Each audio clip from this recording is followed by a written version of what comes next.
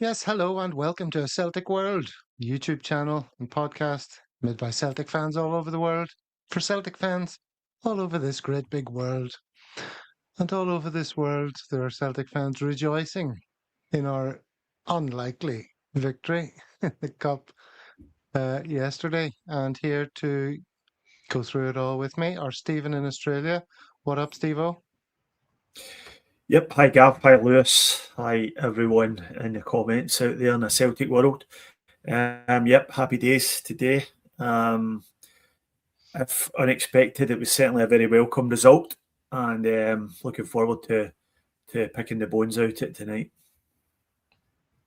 Well, there's plenty of bones to pick out of it. It was a bruising encounter, and one of our contributors who knows all about those is our resident boxer. What up, champ in Korea? How's it going? How's it going, everyone? Yeah, no, it's one where it was a few nicks, a few painful moments in that game, but I think it's one that's you can't beat a result like that in terms of just sheer satisfaction at the end. Because yeah, no, the new Spider-Man movie does look a bit bad. I think it's a fair comment. Yeah. Well, look, we're going to focus on the positives. We're going to talk about all things that happened during the game, around the game, after the game. But before we get into, we don't want to let the whole after the game stuff dominate the narrative too much because we're football fans and we're here to talk about the football primarily. All right. So, hello to everyone in the chat there. I put up a few little messages. It's good to see you all. Hope you're all in fine fettle today, this morning, this afternoon, this evening, wherever you happen to be. All right. So, what are we looking at? Well, obviously, this. Pure willpower reads the headline. You can see the man that I have highlighted there in the background for special praise. Iljami Sinisalo, absolutely fucking fantastic performance from him, I thought. And we got through on pure willpower, really, more than quality, just resolute defending, obviously. And there's a bunch of happy players running forward at the end. And a disconsolate, disappointed captain having missed a penalty. I don't think he gets enough practice at taking them. That must be the problem. But also, pure willpower. If you're looking at the words there, you can sort of see evil slipping in, and there's definitely a hint or two about that. But as we say, we're going to focus on the positives. First of all, so we've got tons and tons to go through. We've got links galore, as you can imagine. We've got a million pictures because it was extra time and penalties.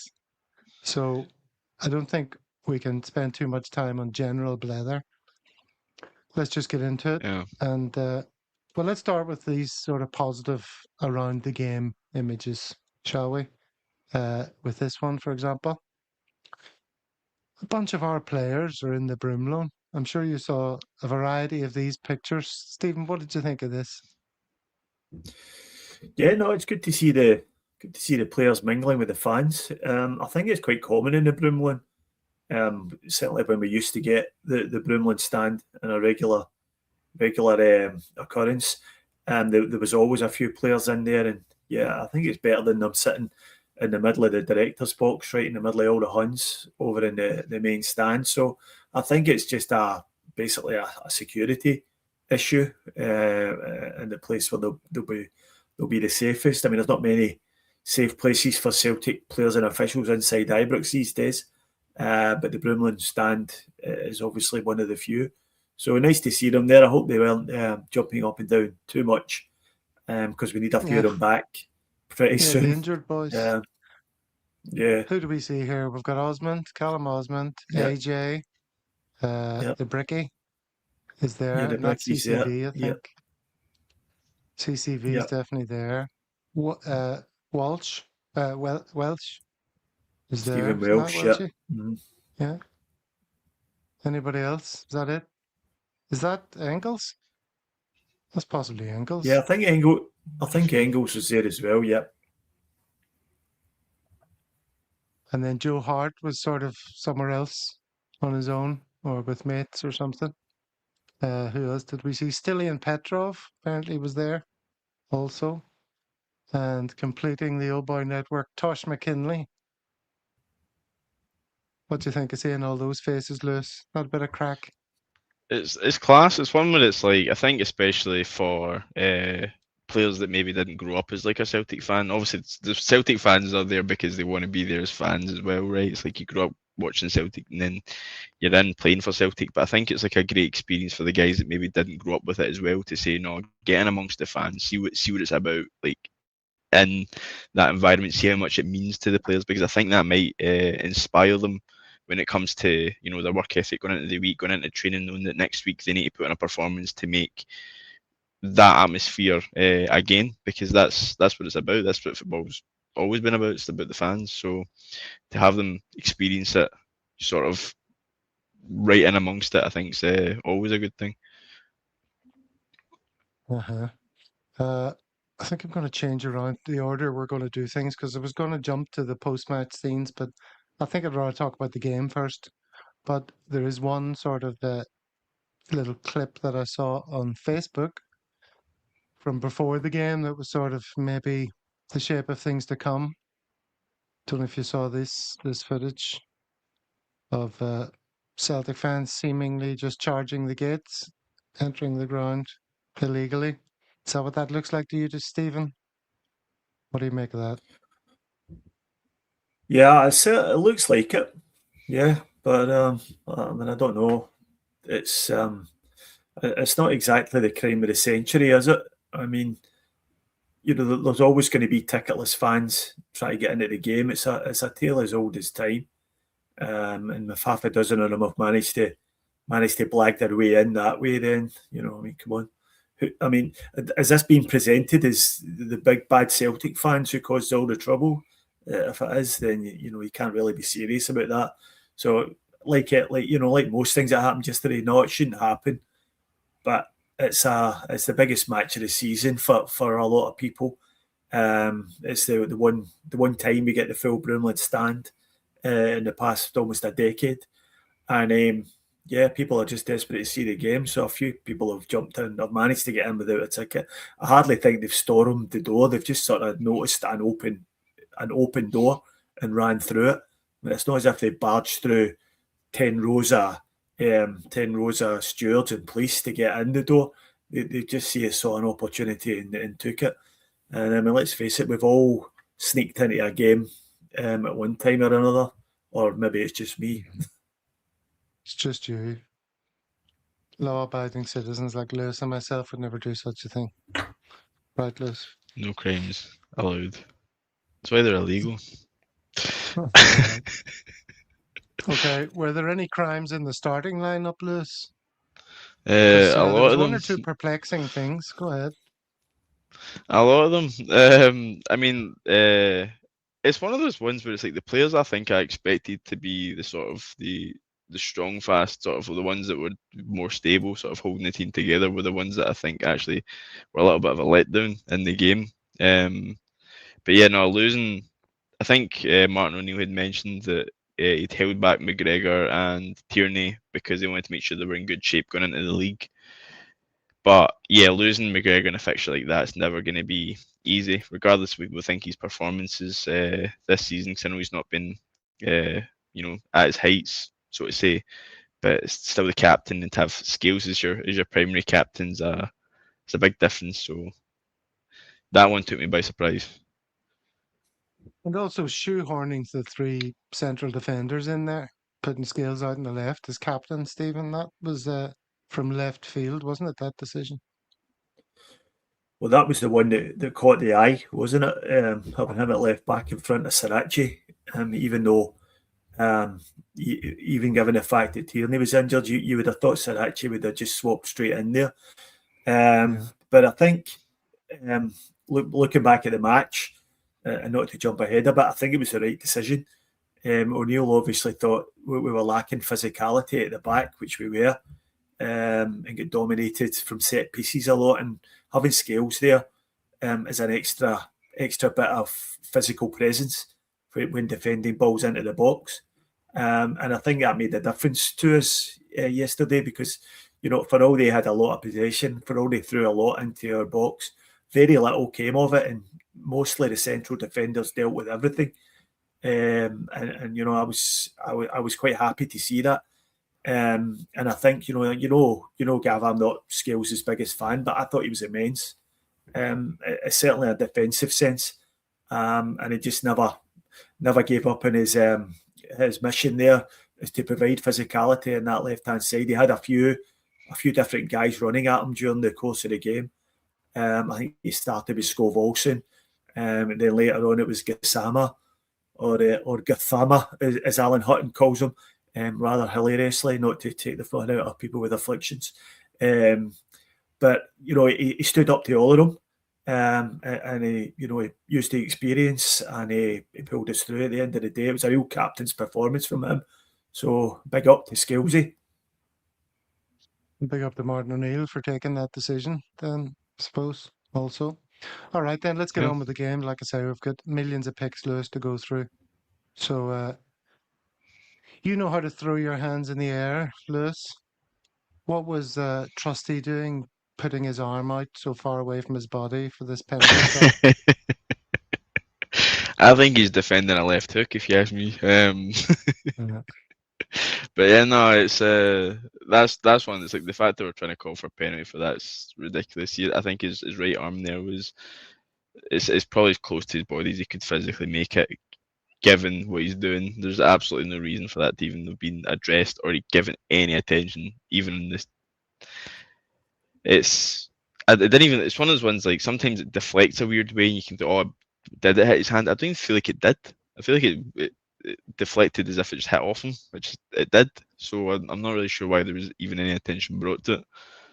Yeah, I mean, I was watching a wee bit of the, media from the other side, and CJ Novo, who's normally relatively reasonable, was jumping up and down. He was jumping up and down about this penalty shot. Why was that not a penalty? I don't even understand the handball rule anymore. What are you talking about? As you say, his arm is sort of squeezed in against his rib cage, and the ball is going to hit his rib cage if his arm's not there. So, not even a question, as you say. The only way he could have got his arm any closer to his body is if he'd shove it up his own arse, to be honest with you. Yeah, no penalty, move on. Simple as. Let's move on then. Next moment, Nadiri through here after a Chimiti header from a long ball, of which there were several. That's how they play. This is Niall Quinn up there nodding it down for, what did you call the wee guy at Sunderland to run through on? What was his name, Stephen? The classic big man, little man.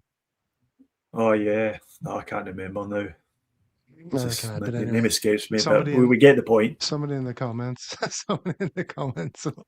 will mention it. Yeah, so he runs through, and a combination of Trusty first and then Araujo, Kevin Phillips combined to thwart that attack. I'm not going to ask you to comment on all of these because there's millions of them, basically. So let's keep going. Oh yes, Arthur made a bit of a mistake here. He was a bit lax in the box and lost the ball, but they didn't capitalize from this moment, thankfully. Trusty sticks a leg out to get rid of that one. Ultimately, there was a lot of talk after the game about, how amazing Trusty was, and I knew he'd had a good game. It was only looking back at it and saving these stills that I realized that so many of the blocks that I didn't immediately attribute to him were actually him. When you're watching it in real time, you think, oh, somebody stuck a leg out, or somebody cleared that one, or somebody got in the way, but it was him an awful lot, you have to say. So he really did have an excellent game. Although I didn't like all his play acting in the first half. There was a fair amount of drama, wasn't there? Which wasn't, oh, you're going to defend it, and the guy hitting his leg and him falling down and all. It was a little bit cringe, was it not? No, I agree. But I think that's one where he's maybe seen that obviously he's been punished for a similar case like that before, so he's maybe trying to say, all right, okay, cool, why is it okay for other players to do this and I can't, kind of thing. That's the devil's advocate. I don't appreciate it. I think it's silly, but it's one of those ones where it's yeah, that's the game at the minute. Unfortunately, where Yeah. players will try and get anything, even if it looks pathetic. It's a bit annoying. But aside from that, I think he had a great performance. He did. Stephen, do you want to defend his antics? Yeah, I don't have any problem with it at all. It's just the dark arts. And we see them employed against us on numerous occasions every year, especially by Rangers. And how many times do their players go down? And how many times this seems to be a new thing with Rangers, when they fouled a Celtic player, they stand over them and kind of put their feet as close to them as they can and just snarl in their faces. And this seems to be acceptable all of a sudden. So I don't have a problem with Trusty doing that. He got sent off a couple of weeks ago for nothing at all, for just a slap at somebody's arm. And the guy decided to roll around and make a big deal of it. So he's maybe still smarting a bit from that. So you're at Ibrox in front of the baying mob looking for Fenian blood. You do what you can to get out of there with the results. So I don't have an issue with that at all. Okay. Do you have an issue with this moment then? Let's go to Lewis first, because I thought at the time, oh, they're going to give this offside. And I wasn't going to be annoyed when they gave it offside. But then, well, this is Scales getting the flick on here, isn't it? Made a diving header. But and it went in. Oh, damn it. Jeez, I thought I had the lines there coming up. When I saw the lines drawn, Yeah, then I got annoyed. yeah, because the lines don't clear it up at all. Like, they don't show anything. The claim was that Scales was offside when he flicked it on with his head, but the But lines didn't. when the pass was made, It's yeah. like the lines didn't clear that up at all. It's like this. To me, it's still a total guess whether it's offside or not from the ref, and it's like they're obviously going to choose it against it. But it's like, why have they assumed that Scales is offside and no given as a clear? If that's what they're working with, that's embarrassing in terms of how they're actually drawing the lines for what isn't offside. Yeah, like, Yeah, I mean, what is going what's this on there? angle? And this guy here, we've no idea where his feet stop and start or where his arm stops and starts. It's just unfit for purpose again, Stephen, or something more sinister. Well, I think it's a bit of both, really. You can see from those lines there that they're supposed to draw the blue line level with the furthest back, the furthest back Rangers player, and the part of their body, the furthest back part of their body that you can play the ball with, which would have been his shoulder, right? So you can see that blue line's nowhere near that guy's shoulder. So as Lewis says, it doesn't clear anything up at all. And I'm just going to stick with a line that I've been using all season long. I think in situations like that, you've got no idea whether that's offside or not. And in that situation, the benefit of the doubt should go to the attacking team. And the only way you can be sure, the only way you'll be sure that's offside is if you want it to be, because there's no conclusive evidence there at all. The linesman didn't give offside at the time; he let the goal go. So I think his decision should have stood. Unless somebody could come to me and present me with irrefutable evidence that he was offside, and from that picture there, it certainly looks as if it was at least debatable. Well, Mahesh Then seems to think there's a better angle photograph, but I haven't seen it, to be honest. Has anyone else? Have you? No, I haven't I'm seen it. No, absolutely. I did see a different angle where it looked as if the guy at the back there, the one we're talking about, who doesn't seem to be involved in this line drawing business at all, it did look as if he was playing everyone on. So to me, I was surprised. I think maybe because Scales is coming back the way from a so-called offside position. I didn't think it was offside at the time when I saw it at full speed, but yeah, look, I think all's well that ends well in the game, but if we'd lost the game as a result of that decision, which we very well could have, you'd be absolutely spewing. And it's not fit for purpose, the VAR process they're using for offsides. Yeah, if there is a better angle, right, it's one of those ones where it doesn't matter after the fact looking at the broadcast. On the broadcast, they're showing us what the officials are supposed to be working with. If that's what they're telling us that that's what Yeah, they're working with, that's not fit for purpose at all. right. If they showed Yeah, us, if good there is a point. better angle that exists, and they said, oh no, this is the ones that they actually used, okay, yeah, okay, cool. But that's not what's happened. Mm. Probably chosen maybe the worst possible angle they could have, and just drew some lines over it. It's like, come on. Yeah. Okay, well, let's move on. We don't want to spend all day on that. All right. So Tenecti then easily dispossessed at this juncture, and they have a breakaway, which ends up coming off Chermiti's knee. He could have done better with that, and it looped up and over. But that was another quite effective break from them, of which there were several. This was another one, which was a save from Sinisalo, which would have been offside, but he wasn't to know that at the time. Hmm. And maybe let's just have a quick word on Sinisalo before we get to the end. But he was looking sharp, and he didn't have a ton of saves to make. He didn't make a whole bunch of worldies, but this was one of them in real time when it unfolded. And yeah, like I think he was absolutely heroic For, yesterday. for me, Stephen? if you Okay, go ahead. sorry, yeah, no, if you ask No, go ahead. anybody to put a nightmare scenario for a goalkeeper to walk into a team with, I don't think you would get much worse than what Sinisalo has had to face in terms of he's had two back-to-back, arguably the biggest derbies in the world. Not to mention Pittodrie away in the middle of the week. That is a nightmare back to back to back. That is within the space of 7 days. You're talking three absolutely monumental must-win games. That's a lot of pressure, especially for someone who's not been in the team consistently, to just come into that. And it's like to have performed arguably the most exhausted version of it, which is when everyone's obviously they've had their game during the week. Everyone's maybe playing a little bit, more sluggish. I felt there was a couple of players that looked a bit leggy, if I'm honest. And to put up a performance that was not only did they keep a clean sheet for the entire 90 minutes, extra time, he had a real presence in the penalties as well. So, Sinisal for me, I think was man of the match. Being completely honest.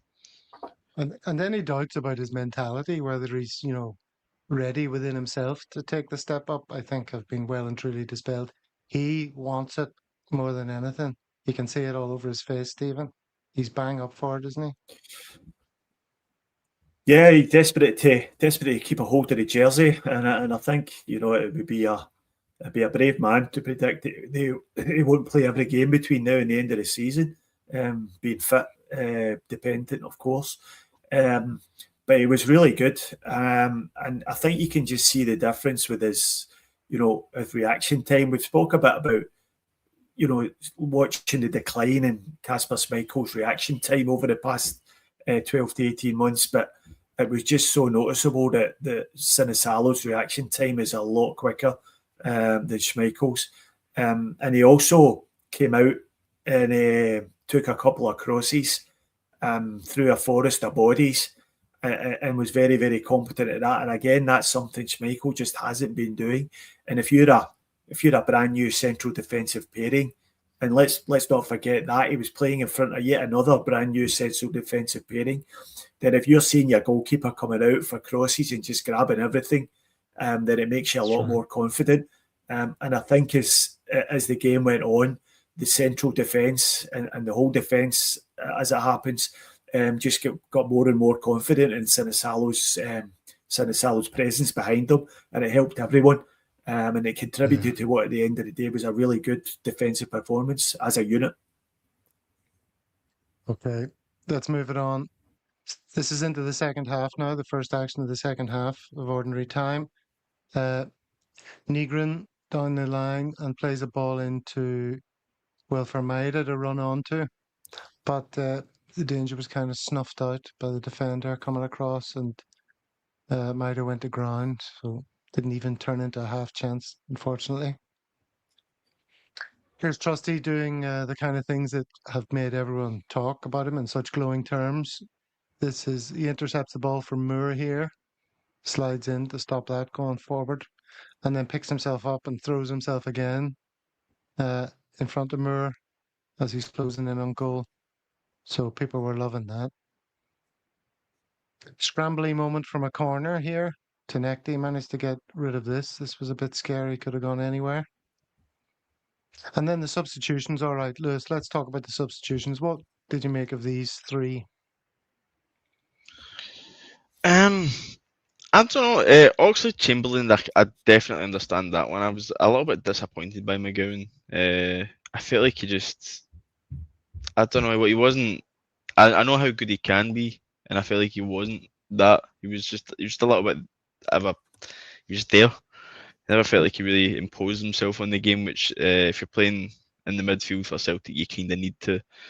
Oxlade Chamberlain, on the other hand, I think had a great performance. There was a couple of times I think he beat 3 or 4 guys just at creating his own space, which was brilliant.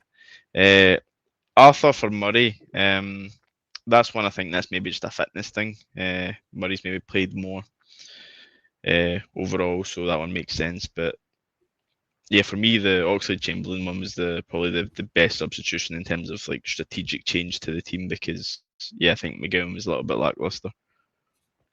As was Tenecti, I think, as well. It's not running at people, again. It's very frustrating. Stephen, did you expect me to reveal my WhatsApp comment about Murray coming on for Arthur? Well, why not? Or do you want to Get him tell up it? there. Well, I don't have it. Don't have it. Do you want to tell everyone what it said? Can you remember? Oh, I can't remember now. You'll have to refresh my memory. I called taking off Arthur to put on Dane Murray an act of self-sabotage. Just because it made me so nervous, I just thought, oh, now we know the headlines of this game. He's going to come on and Yeah, swipe something into the roof of the net by accident or something. But see, it wasn't to be, thankfully. I didn't think Arthur had a particularly good game. I thought he was caught in possession a few times, and had a few lapses in concentration. One where he was bailed out by Sinisalo coming racing out his goal. So I think it was a decent substitution. Murray again carried on his form from the second half at Ibrox last week when he came back from his error in the first half and performed really, really well, and didn't really put a foot wrong. Mm-hmm.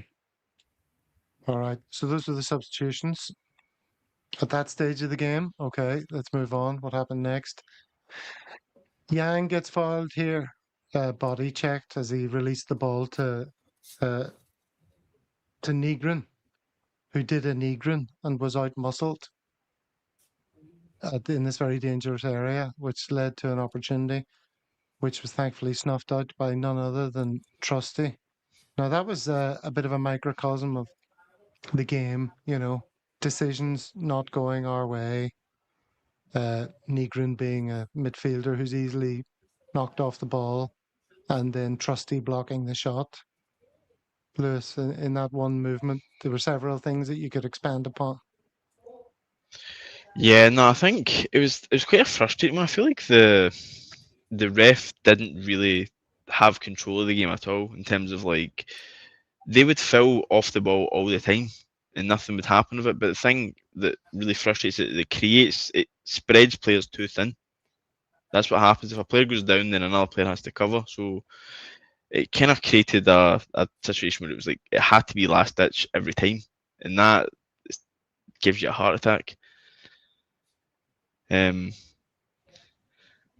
Yeah, wasn't great. Okay. All right, let's keep it moving because there's plenty more incidents. A loose pass from Scales puts us in trouble, just evades Hatate and ends up Kasama shot gets blocked. I think this time more by Murray than anyone else, but it might have been Scales as well. Negrin clears a Raskin header from a corner. I mean, it was just a rear guard action the whole bloody game long, practically. Murray blocks Chermiti after a swift counter-attack. Some decent football played by them for once that got them breaking up through the middle, but as you can see there, we closed ranks to snuff it out. You can jump in at any stage if anyone really wants to talk about one of these instances without me moving on. Stephen, have you got something to say?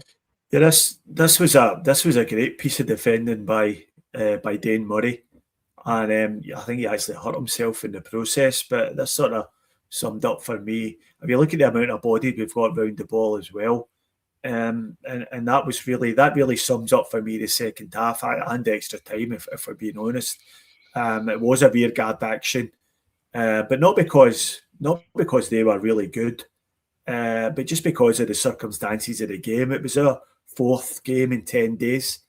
It was a fourth away game on the bounce. All tough away games. There was a couple of guys in that team who have played every single or started every one of those games. So clearly the fatigue was going to come into it.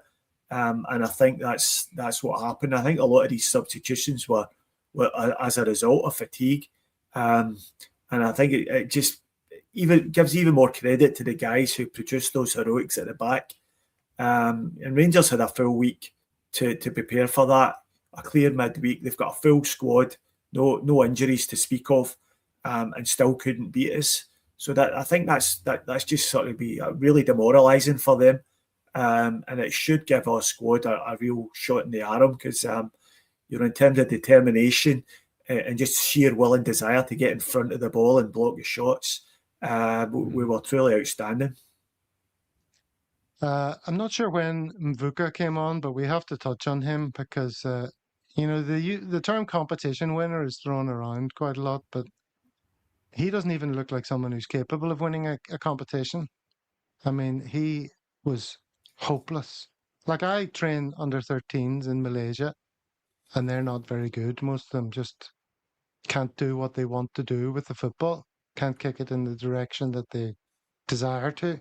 This is a professional footballer who seems to have the same affliction. What on earth is going on there? He looked so bad. It's yeah, and I think it just highlights more sort of going back to the recruitment that we've had over the season. It's if that's the standard of player that can put on a Celtic shirt and show up at a cup game at Ibrox, it's come on, like it's definitely a sign of a sort of a worse poison underneath. I mean, if you go shopping in markets for players that nobody else wants, you're going to pick up some duds, the bargain bucket. I'm going to slightly disagree, to be honest with you. I don't think it was that bad. I've watched the game back again today, and So did I think there's a few things you have to bear in mind. One, he was playing on the left-hand side, where he's predominantly a right-sided player, so he's playing out of position. He's hardly kicked a ball for Celtic at all. And I don't think, I mean, defensively, he looked a bit suspect at times, but he didn't look any worse than Tinekti did defensively, who was also horrific trying to defend. So, look, I think we need to cut him a little bit of slack. And I've been having a nose around some of the forums today, and it seems to be an almost universal opinion. It was absolutely garbage. But I disagree. I think he was okay. I don't think he'd done anything, mind-blowingly good. But towards the end of the game, he was involved in a decent attacking move down the left-hand side, which ended up almost ended up putting Paulo Bernardo through. And he played a part in that. And I think there's a little bit of confirmation bias with Mvuka. Everybody's made their mind up about him already. And unless he does something absolutely remarkably good, now I'm not saying he's brilliant. I'm not saying he's going to even. I'm not even saying he's got a future at Celtic, but I just don't think he was as bad as people are making out. Okay, well, it's interesting. You're standing up for him. Pete McGee says you can disagree, Stephen, but that would make you wrong. So there you go. But PMG should know that I'm never wrong. People are asking, what were you drinking? The earlier post that I put up, how come he was on over Sriracha? really a bit puzzling. I totally expected Sorachi to come on to this game at some stage. I couldn't believe he didn't. And we're putting on players that, But what would we haven't what seen put in what a decent shift. what would be the change then if you want to just put yourself in Martin O'Neill's shoes? How do you get Sirachi into that game? He's a left back. He's Yeah. not a left winger. Well, And if you're looking for some attacking output, you'd probably have to have withdrawn Scales. And you're not going to do that because Scales, as I mentioned earlier, was having a really good game. So yeah, I think he got it right. I think I think the substitutions generally were all okay, and as was proved by the final result. alrighty then. Into extra time. Great chance coming up here for them. Look, the ball comes flying over the top here, and there's two of them running onto it. And this was really Dean Murray's finest moment. The Chermiti had a shot here, and he was slipping it wide to the goalkeeper. And if Murray hadn't have come over and just got in the way of this, Lewis, this was in. Yeah, no, there was a couple of moments like that where you were clenching. It was really, really, really nervy, and you didn't want it to go how it could have gone. And thankfully, there was a couple of really good heroics throughout the game. And yeah, Dame Murray there, just the right place, the right time, getting into that position. Yeah, huge sigh of relief after that. And then they scored, and we were all very disappointed. But like the team here, look at the amount of players appealing for handball. It's insane. So we were all keen to see what happened. I don't really have a very good pick of it, but he was shaking his head in disbelief when the decision went against him. And then after seeing him palming it over the line, what was your reaction to that, Lewis? The cheek of him? Oh, I was buckled because it's one of those ones. It's like you literally palmed. Your hand is the only thing that made contact with the ball for it to cross the line, and you think it's somehow not a handball. It's like, oh, terrible decision. It's like only just handballed it at the line, and it's the only thing that hit the ball that made it go over the line. Like what? Yeah, no, embarrassing. Genuinely embarrassing. It's like if it's accidental, then sure, but it's like if you still know where it hit, like you hit it with your hand, like you would have felt it on your hand. So it's like if you hit it by accident, then cool. If you hit it on purpose, then it's right. You've just like you've handballed the ball to go in the goal. That's a foul. Like you can't do that. It's a Bizarre. foul, you say, but I don't know. I don't know if you saw the other side picking apart this moment on their socials, which is here. I'll make this full screen. Oh no, I won't. I'll go back to see the comment. If the Celtic goalkeeper doesn't pull Fernandez down, his arm is in a different position. That's an absolute shocker, says he. And I'll just play it for you. Now, if you watch Sinisalo here, do you see him pulling down Fernandez's right arm, which causes his other arm to smack into the ball? Or are we No. just No, going but to dismiss this? that's just the ramblings of a freaking deranged hun. To be honest with you, I mean, he actually handled the ball twice there because when he went up for He a did, header, yeah. he's kind of Yeah. controlled it with his right hand, Yep. and then he's come down and handled it into the net. So I mean, take That's your what I pick thought it which was one given was for given. initially. Yeah, I mean, take your pick which one was given for handball, but it's just nah, that's bollocks. Sorry. Okay, just like to, it's a free marketplace of ideas here at the Celtic World. I just want to make sure we've got all angles covered. Mark Duffy, it was We do. 2 handballs. I don't know That's if just Will McMillan means this is an utterly deranged Stephen, or they are utterly deranged, Stephen. Could be either. Hard to know. That's why grammar's Could be either important, way. kids. All right. Okay. So let's go. Let's get back to the game then. We left this guy shaking his head in disbelief, which I don't really know why. The way he celebrated, as you say, was an absolute joke. This was very scary now. Tavernier angles one into Chermiti, and he makes a really nice contact on it. And I think we all held our breath, did we not, Stephen? Waiting to see if this would ripple the net or not. Yeah, I was at that stage in the game. There was the nerves were jangling because any one goal, conceding a goal at that point would have been probably fatal. So just happy to see it. And Chermiti was generally dreadful the whole game. He had a number of chances and fluffed them all. And I think we're in danger, or certainly the Scottish football establishment is in danger of, bestowing this guy platitudes which he just doesn't possess. He scored a good goal against us in the last game, but he's been generally, if you listen to Rangers fans around the place, they're generally quite critical of him and said he's no better than Kamara Roof or guys like that. And you can see why from that game. He had so many chances and just couldn't get one in the back of the net. So happy he was happy that one didn't go in.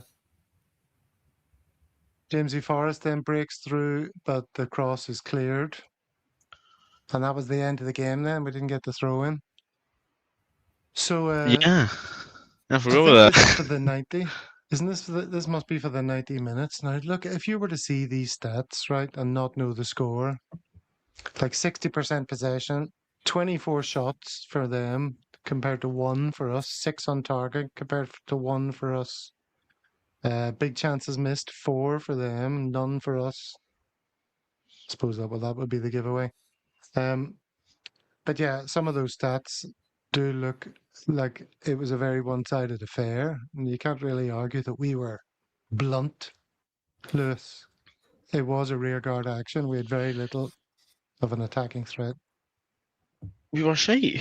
Huh? It's like, pardon my language, we were really poor, and just I think the fact that we're so happy with the fact that we got a result is on the back of the fact that we were so poor, but even still they were somehow worse. Because I think, we were totally toothless in every aspect of the game. I don't really feel like we had much of a threat at all. At the end there, when James Forrest he crossed it in and it get cleared, I feel like he should have just took a shot there. But aside from that, like there wasn't really any or the goal that get chopped off. But it's like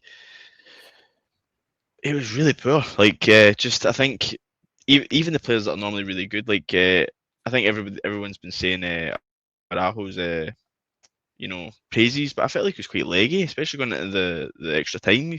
There was times where I felt like he maybe should have been ahead or running back much quicker than he was, but he was just the fitness was getting caught up to him. Not that he's unfit, but 4 games back to back, the way he's been having to play, it's like that's just how you'd expect anybody to adapt. But it was quite poor just across the board, but a few players being consistent and then some heroics, I think, was what allowed us to get into position to take it to penalties. To take it to penalties, right? Well, we're going to talk about the penalties in just a second. We'll just have a little pause for this message. Every life is full of stories, and we all know someone whose story should be preserved. That's what an audio memoir is, a record of you or your loved one's life stories, family anecdotes, and poignant memories. We will talk online and then edit the recordings into episodes, accompanied by family photos and contemporaneous images of the past, creating an enduring audio-visual experience. We all know someone who deserves an audio memoir. Yeah, use the offer code Celtic when you get in touch to get that big healthy 10% discount if you know someone who deserves an audio memoir and have their stories preserved for all time. All right, let's move it on then. Okay, we're going to do the penalties next. All right, and then we'll come back to the social media response. So I have to open the penalties folder. This is fun, isn't it? Riveting. It's a wonderful Penalties. viewing experience. Yeah, here we go. Penalties. All right. So Tav Penn steps up, and we're all thinking, well, okay, this is a given. At least I was. I was like, okay, so They're going to score their first penalty because it's Tavernier, and say what you like about him, but as Mahesh mentioned earlier, he's very good with a dead ball. Always has been. Don't know if he still is so much, but yeah, he hits it off the crossbar. Stephen, how much did? Let's go to Stephen for this. We'll take turns on each penalty kick. Up first is Stephen. Can he handle the pressure? Yeah, I'm going to try and put this one in the postage stamp. Yeah, Tavernier, I think probably sums up Rangers over the past 10 years. He's been lionised so much by them to the point that he's in the Ibrox Hall of Fame. But he's just a profoundly mediocre player who buckles under pressure time after time after time. And the fact that the only notable thing about him is that how many penalties he's actually scored as a fullback. And that just plays directly into how many penalties Rangers are awarded. So if he played for any other team, he would be just a bang average fullback with a half decent cross on him. So just to see him, I mean, I was like you, Gav. I thought he would score, but when you think about it, it's probably not surprising that his bottle's crashed because it crashes regularly when it's required. When he's required to step up and be a captain for Rangers, then he just comes up short. Yeah, I'm sure he was disappointed, as everyone's pointing out there in the chat. Very good. All right then. Well, there he is, looking disappointed, obviously. And then did you see, Lewis, we're talking about the mentality beast that is Sinisalo.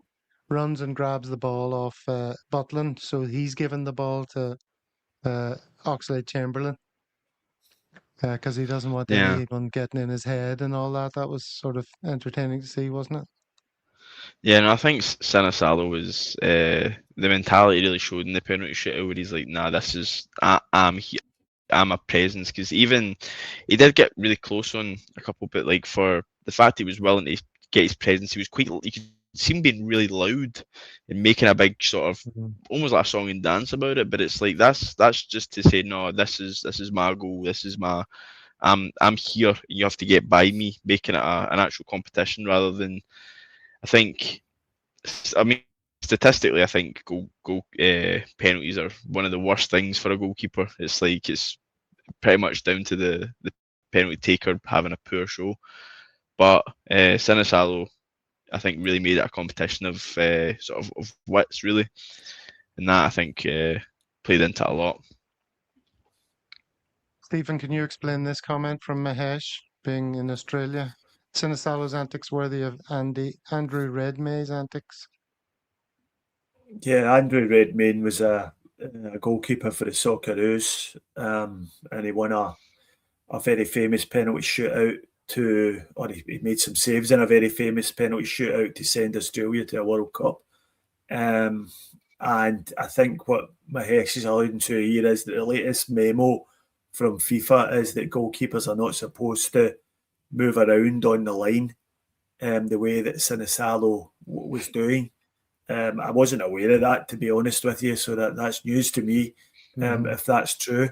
So yeah, I think he did a really good job of whatever it was he was doing to get in the head of the Rangers players, and the two penalties that he did score, he could have saved both of them. The first one, he kind of just squirmed under his body, and then the second one he chose right, and it was just evaded. Yeah, okay, we'll jump ahead, but it was a great performance by him in the shootout.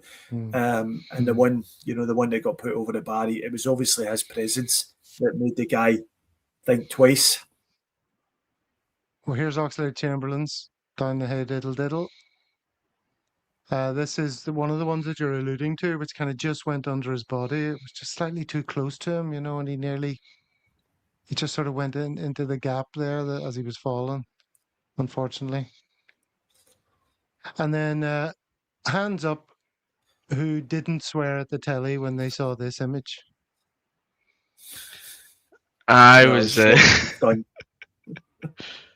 Yeah, stunned because you're looking at a team of 10 players, and the second person to take a penalty is your centre back. it's like they could have put Celtic to take the next penalty, and I'd have probably been less surprised, just because Celtic was a bit just a bit of a nutcase at the time, which is kind of what you wanted, but it made sense. It's like, cool, he's been a nutcase, he's trying to get in their head, cool. But yeah, no, Trusty was bizarre choice. I was very worried about it, but he took it well. Sent them the wrong way. Was very pleased with that. Sinisalo pointing here. He also did this, didn't he? He was like, put it here, put it here, put it here. And then they both went to the other side. And this one was very nearly saved. Just kind of went over his outstretched hand, I think. So that could have been a save. Then Hatate steps up, takes a nice one. Yeah, and much then better than haunted looks among the zombies. Look at those faces there. This is when it's getting to the end of a penalty shootout. We all know that feeling when the writing's on the wall. Look at your man in the middle there, the lead singer of Elbow, not looking too happy. This was good. And since Sinisalo like shouting and bawling and stuff and laughing, and just he was a man possessed. And of course, your man Gasamas flipping skies it, terrible penalty.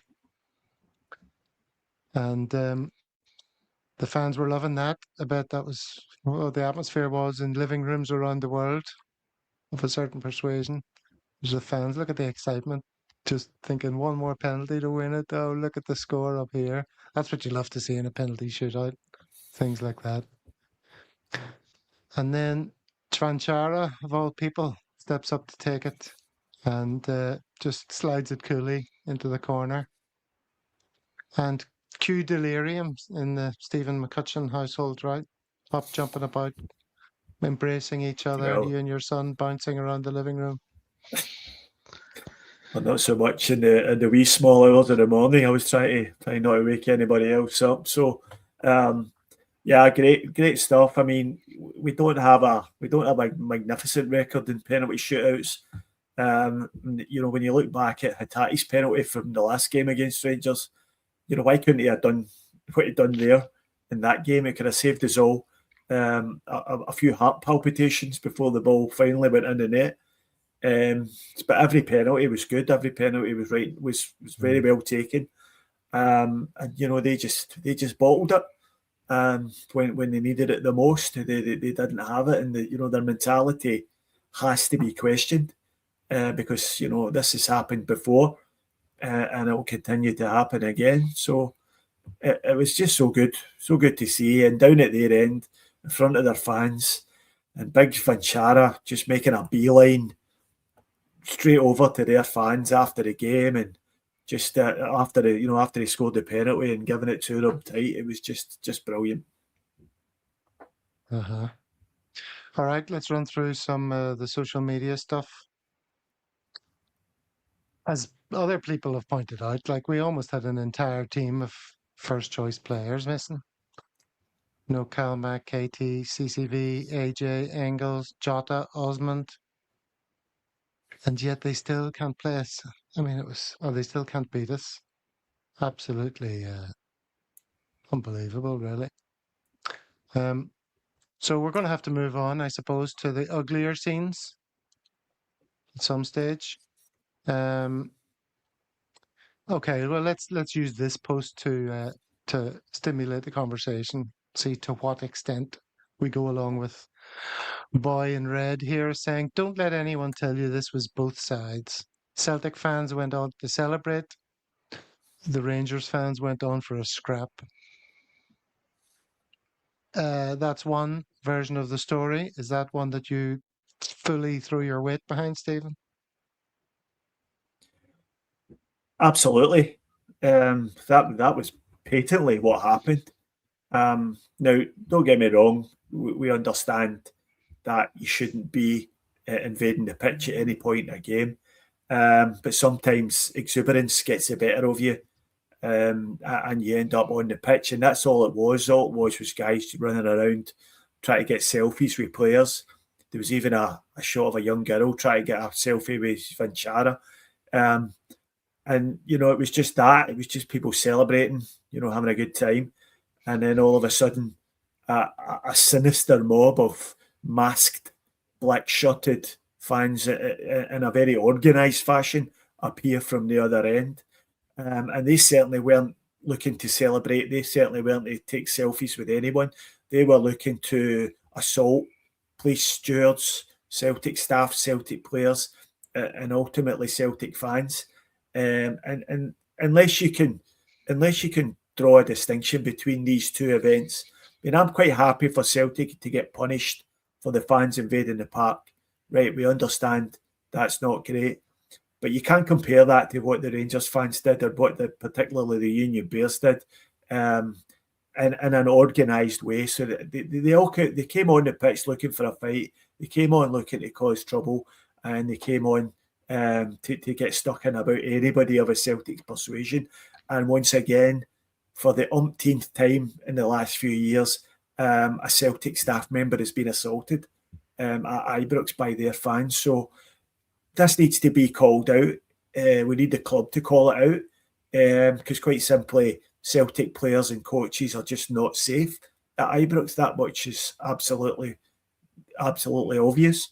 From Scott Brown getting attacked on the pitch to a Celtic club doctor needing stitches in his face after getting hit with a bottle, from broken glass being found in the goal mouth when Joe Hart was in goals up at the Copland Road.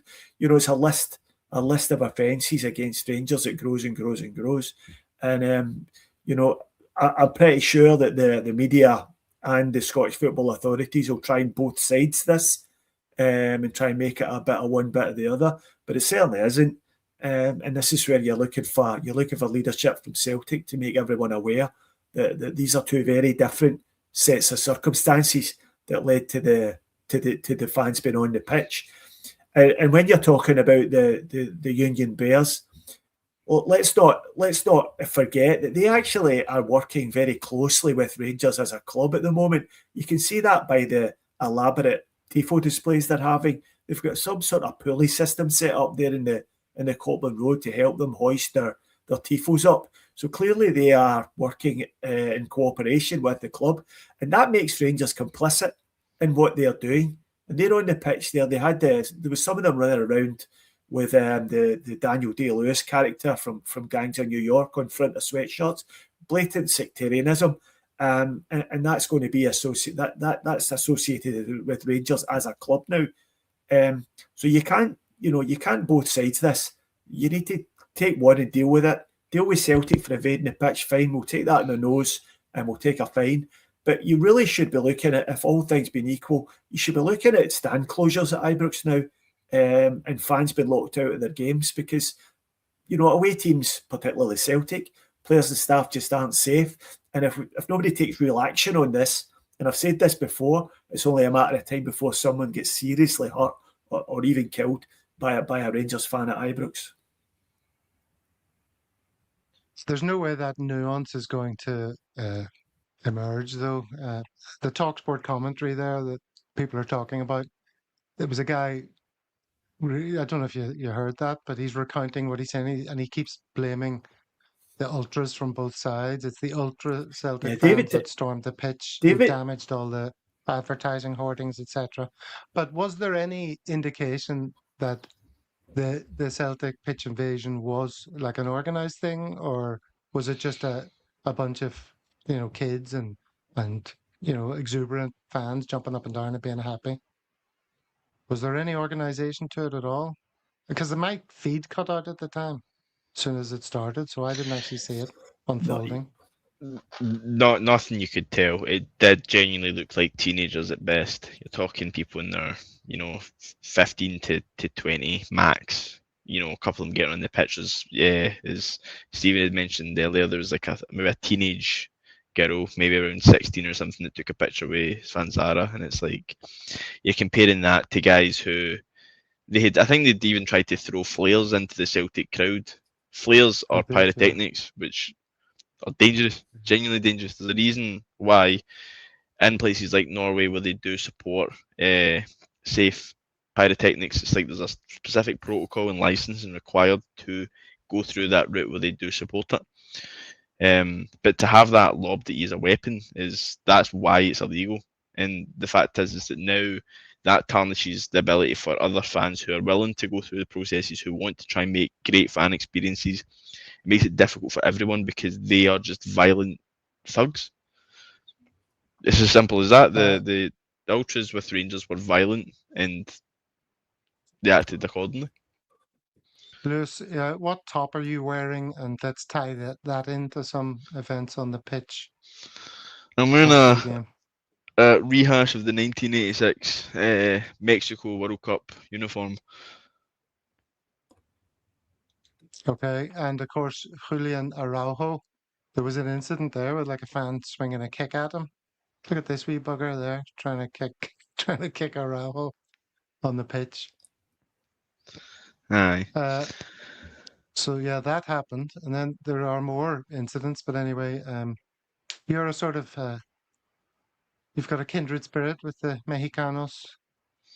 Yeah, no, I love Mexico, and I think it's one where I've really loved the fact that Julian Araujo has really sort of embraced Celtic in a way. I think it's, some players really get. I think AJ is another example, which is funny because they're both in the same position. But he's in the short time that he's been here, he's really embraced it, and I think that's absolutely brilliant. Can never beat it when a fan sort of really where a player really sort of embraces the club and what the club represents, and I think Araujo is a great example of that. And somebody in the chat there, Stephen, mentioned the incident with the steward getting attacked. You see the guy with the orange vest here? You saw this? Yeah, he got sparked out by one of them.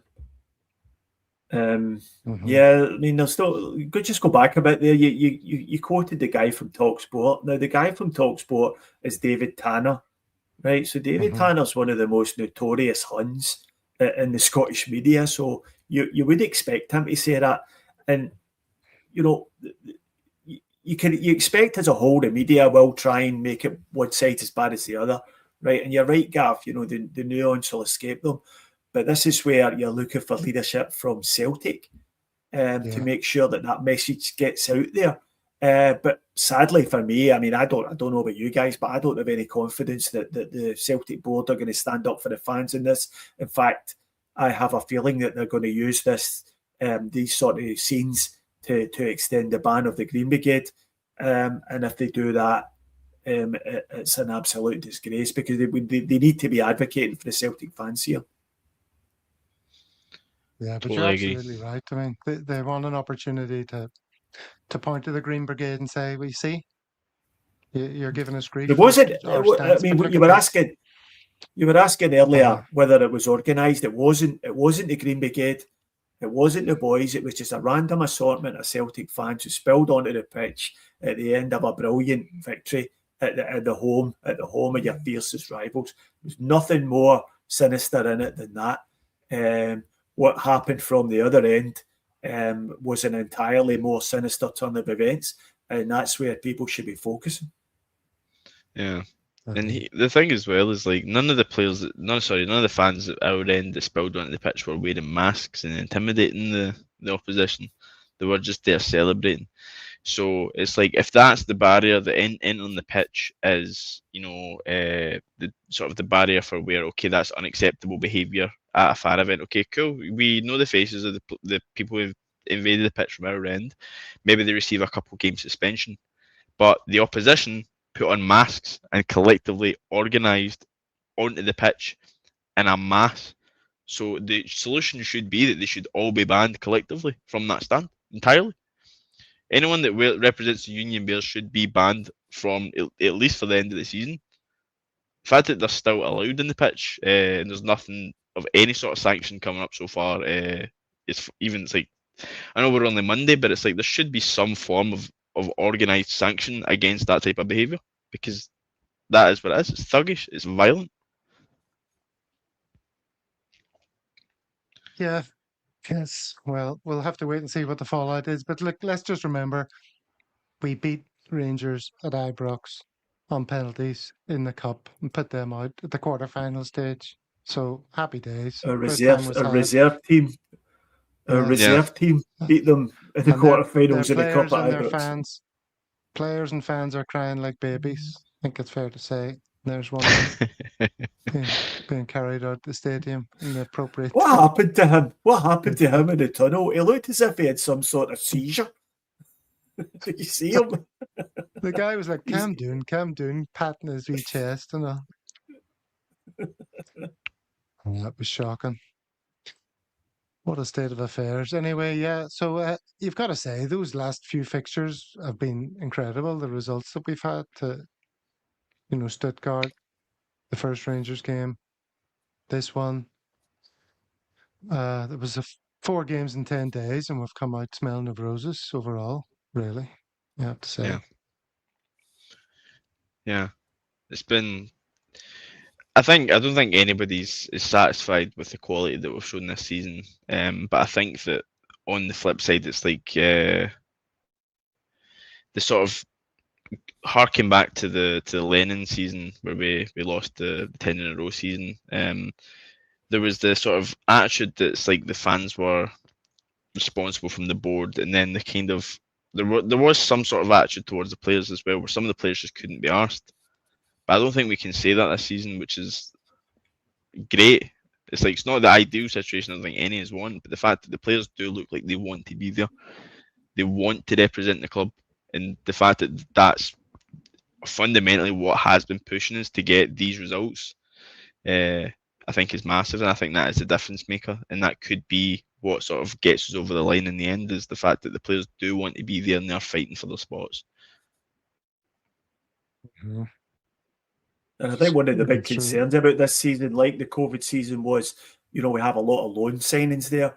And as Lewis alluded to there, when the going gets tough, loan signings tend to be the ones that step back and don't really want to, put themselves on the line.